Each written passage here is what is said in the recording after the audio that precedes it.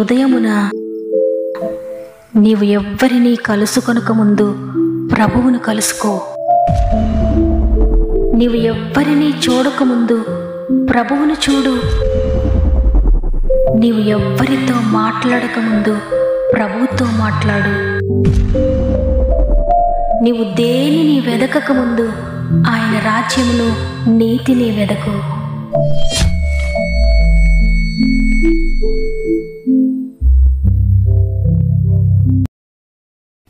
Praise the lord. మరి యొక్క నూతన ఉదయాన ఆయనను స్తుతించే గొప్ప భాగ్యంను దేవుడు మరి ఒక్కసారి మనందరికి అనుగ్రహించినందుకు దేవునికి కృతజ్ఞత చెల్లిస్తూ ఉన్నాను. మిమ్మల్ని అందరినీ మరి ఒక్కసారి కార్యక్రమానికి ఆహ్వానిస్తూ మీ అందరికీ నా యొక్క ప్రత్యేకమైన శుభములు తెలియజేస్తున్నాను. దేవుని బిడ్డలారా, మీరందరూ ఎలా ఉన్నారు? దేవుని కృపలో మీరంతా బాగున్నారని నమ్ముతున్నాను.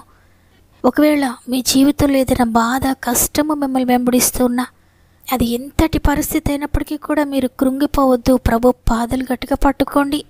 ఆయన మీ జీవితంలో కార్యం జరిగించేంతవరకు కూడా ప్రార్థించండి. ఆయన దాటిపోనివ్వద్దు. తప్పక విజయాన్ని చూస్తారు. దేవుని బట్టి ధైర్యం తెచ్చుకోండి. మీలో ఇంకెవరికైనా ప్రేయర్ రిక్వెస్ట్ ఉంటే తప్పకుండా నాకు తెలియచేయండి. మీ అందరి కొరకు మేము ప్రార్థిస్తున్నాం. మనందరం కూడా ఈ వాక్యం చివరిలో ప్రార్థన చేద్దాం. మీ వ్యక్తిగత ప్రార్థనలో కూడా అందరి కొరకు ప్రార్థించండి. మన ప్రార్థన దేవుని హస్తానికి అదిపే వరకు, దేవుని కార్యములు మనం చూచేంత వరకు కూడా విసుగక ప్రార్థన చేద్దాం. పరిశుద్ధాత్మ దేవుని కార్యములు పొందుకుందాం. సమస్త మహిమ, ఘనత, ప్రభావములు దేవునికి చెల్లునుగాక. ఈరోజు ప్రభు మనతో మాట్లాడుతున్న, మనకు అనుగ్రహిస్తున్న శ్రేష్టమైన వాగ్దానం నహూము గ్రంథము 1వ అధ్యాయము 12వ వచనము. నేను నిన్ను బాధపరిచితిని, నేను నిన్నుక బాధ పెట్టను. ఆమేన్. చూడండి, కొన్నిసార్లు దేవుడు మన జీవితంలో కొన్ని బాధలను అనుమతిస్తాడు, కొన్ని శ్రమలను అనుమతిస్తాడు. ఆయన కొన్ని కష్టాలకు ఆయన ఓకే చెప్తాడు. ఎందుకంటే ఆత్మీయంగా రెండంతలు ఆశీర్వదించాలని, శారీరకంగా కూడా రెండంతలుగా మనం ఆశీర్వదించబడాలని. దానికి ఎగ్జాంపుల్ యోబు జీవితంలో కూడా దేవుడు అనేకమైన శ్రమలను అనుమతించాడు. అన్నీ కోల్పోవడానికి దేవుడు అనుమతించాడు. సాతాను దేవుని దగ్గరికి వచ్చి, యోబు చుట్టూ నువ్వు కంచె వేసావు, యోబును నువ్వు కాపాడుతున్నావు కాబట్టి యోబు ఎంతో ఉన్నతమైన స్థితిలో ఉన్నాడు, అందువల్లే నీవిచ్చిన దానిని బట్టి మాత్రమే యోబు కృతజ్ఞత కలిగి ఉన్నాడు, నేను విడిచిపెట్టడం లేదు. నీవొక్కసారి కనుక యోబును విడిచిపెడితే, యోబుకు అనుగ్రహించినవన్నీ నువ్వు తీసివేస్తే తప్పకుండా యోబు నిన్ను దూషిస్తాడని చెప్పినప్పుడు, యోబు యొక్క పరిశుద్ధతను, యోబు యొక్క నమ్మకత్వాన్ని, నీతిని అనేక మందికి తెలియచేయడానికి, తద్వారా యోబును రెట్టింపుగా ఆశీర్వదించడానికి దేవుడు యోబు జీవితంలో సాతానుకు అవకాశం ఇచ్చాడు. శత్రువైన సాతాను శ్రమలను పంపించినప్పుడు యోబు దేవుని ఎదుట నీతిమంతుడిగా ఉన్నాడు. వాటన్నిటిలో కూడా దేవుని కొరకు నమ్మకంగా నిలబడిపోయాడు. నిజమే, దేవుడు కొన్నిసార్లు కొన్ని బాధలు అనుమతిస్తాడు మన జీవితంలో. అయితే వాటి ద్వారా మనం నశించిపోవాలని కాదు, కానీ వాటి ద్వారా ఆత్మీయంగా, శారీరకంగా కూడా మనలను ఉన్నత స్థితిలో పెట్టడానికి. ఇక్కడ అదే విషయాన్ని దేవుడు మనకు తెలియజేస్తున్నారు. నేను నిన్ను బాధ పెట్టి తినే, అయితే నేను నిన్నుక బాధ పెట్టను అని. ఈరోజు ఈ మాటలు వింటున్న మీరు ఒకవేళ ఏ విషయాన్ని గురించి బాధపడుతూ ఉన్నారు? మీ హృదయం బాధతో, వేదనతో నిండిపోయిందా? కన్నీరు తప్ప ఇక ఏదీ లేదు నా జీవితంలో. చిన్నతనం నుండి కూడా నేను కష్టాల్లోనే ఉన్నాను. ఎప్పుడు నా జీవితంలో సంతోషం లేదు, ఎప్పుడు నాకు నెమ్మది లేదు. ఈ కష్టాలతోటి నా జీవితం అంతా గడిపేశానని మీరు అనుకుంటున్నారా? నేను జీవించడానికి చాలా కష్టంగా ఉంది, చాలా బాధాకరంగా రోజులు నేను వెళ్ళదీస్తూ ఉన్నాను, ఏడవడం తప్ప ఏమీ చెయ్యలేని పరిస్థితులు నా జీవితంలో ఉన్నాయని, ఇక ఇంతేనే మన జీవితం అని మీరు అనుకుంటూ ఉన్నారా? లేదు, తప్పక దేవుడు మిమ్మల్ని విడిపిస్తాడు. మీ జీవితంలో ఉన్న ప్రతి విధమైన బాధ నుండి మీకు విముక్తిని, విడుదలను కలుగజేస్తాడు. చూడండి, కీర్తనల గ్రంథము 22వ అధ్యాయము 24వ వచనంలో, ఆయన బాధపడు వారి బాధను తృణీకరింపలేదు, వాని చూచి ఆయన అసహ్యపడలేదు, అతనికి తన ముఖమును దాచలేదు, వాడాయనకు మొరపెట్టగా ఆయన ఆలకించెను. ఒకవేళ నీవు ఈరోజు బాధపడుతూ ఉంటే, నీ బాధనైనా తృణీకరించే దేవుడు కాదు.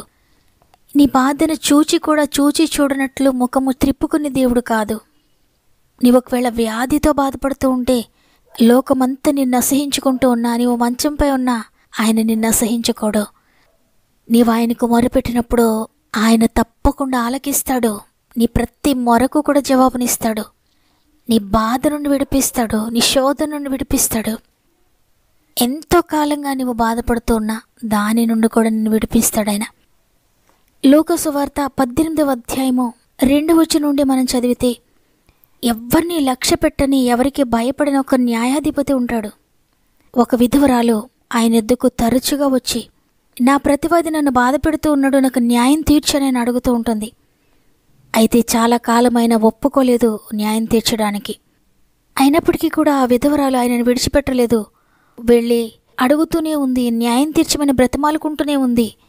కొంతకాలం తర్వాత ఆయన చెప్తున్నాడు, నేను దేవునికి భయపడకయు మనుషులను లక్ష్య పెట్టకే ఉండినను. ఈ విధవరాలు నన్ను తొందర పెట్టుచున్నది గనుక ఆమె మాటి మాటికి వచ్చి గోజాడుకుంటున్నట్లు ఆమెకు న్యాయము తీర్చునని తనలో తాను అనుకొనిను. చూడండి, ఒక అన్యాయస్తుడైన న్యాయాధిపతి ఈ విధంగా చెప్తున్నాడు. మాటి మాటికి ఈ విధవరాలు నా దగ్గరకు వస్తుంది.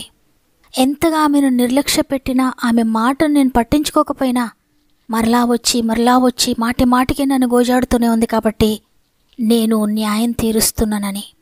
నిజమే, నీ జీవితంలో ఉన్న బాధ తొలగిపోవాలంటే అది వ్యాధిని గురించిందైనా, ఆర్థిక పరిస్థితుల గురించిందైనా, పాపం విషయంలో నువ్వు బాధపడుతూ ఉన్నా, నీ కుటుంబంలో నీ భర్త కావచ్చు, నీ బిడ్డలు కావచ్చు, వ్యసనాల్లో నీ హృదయం బాధపడుతూ ఉన్నా, నీ హృదయంలో ఎంతో బాధ నీకు కలుగుతూ ఉన్నా, అటువంటి పరిస్థితిలో నువ్వు దేవుని పాదాలు పట్టుకొని ఆయన నీకు న్యాయం తీర్చే వరకు, ఆయన నీ బాధ నుండి నిన్ను విడిపించేంత వరకు, నీ జీవితంలో కార్యం జరిగించేంత వరకు మానక ప్రార్థిస్తే ఆయన దాటిపోయే దేవుడు కాదు.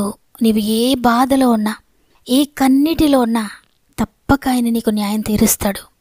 ఎందుకంటే ఆయన మనల్ని బాధ పెట్టే దేవుడు కాదు, బాధపరచబడుతున్న వారికి న్యాయం తీర్చే దేవుడు. ఆయన బాధ స్థానంలో సంతోషాన్ని రీప్లేస్ చేసే దేవుడు. నీ చుట్టూ ఎంతమంది ఉన్నా నీ వ్యాధి నుండి వారు విడిపించలేకపోవచ్చు.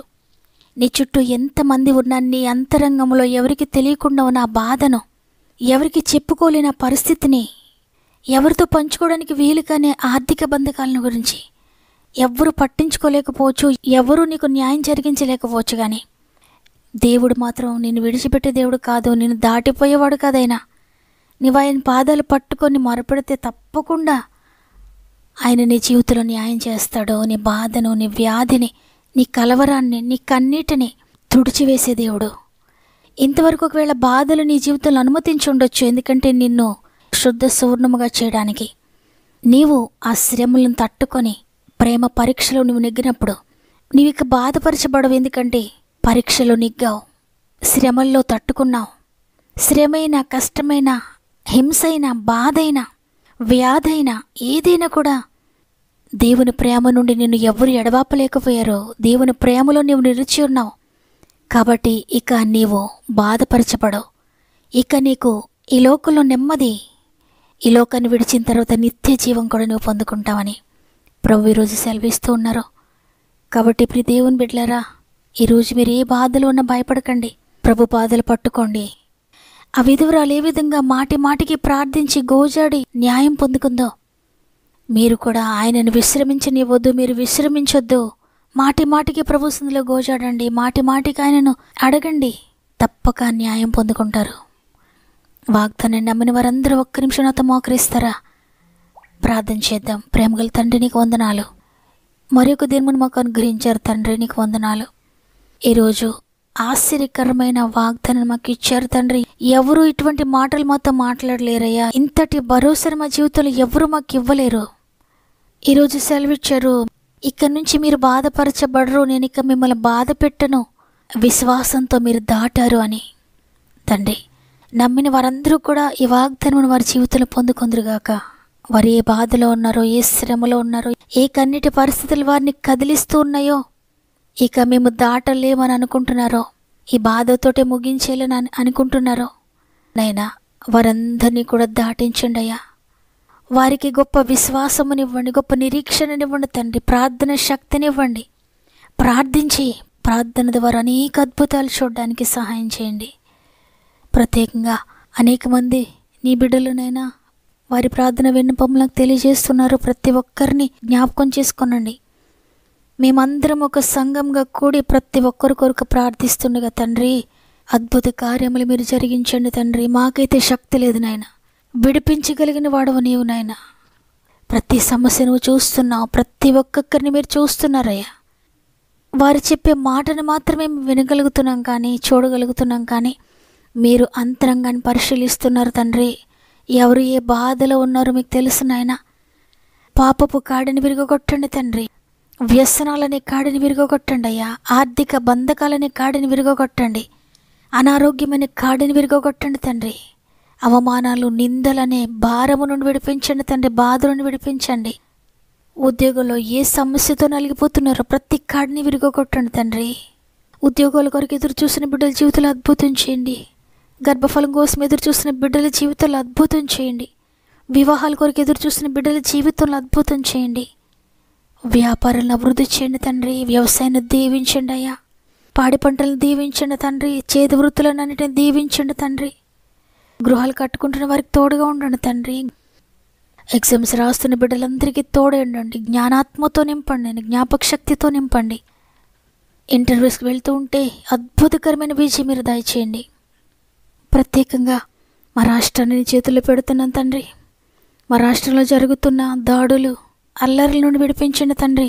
ఇంతవరకు ఇతర రాష్ట్రాల గురించి మేము ప్రార్థించాం, కానీ ఇప్పుడు మా రాష్ట్రంలోనే ప్రారంభమైంది. ఈ హింసకు కారణమైన ప్రతి చీకటి శక్తి మీరు అణచివేయండి తండ్రి. నెమ్మదిని, శాంతిని, సమాధానాన్ని దయచేయండి.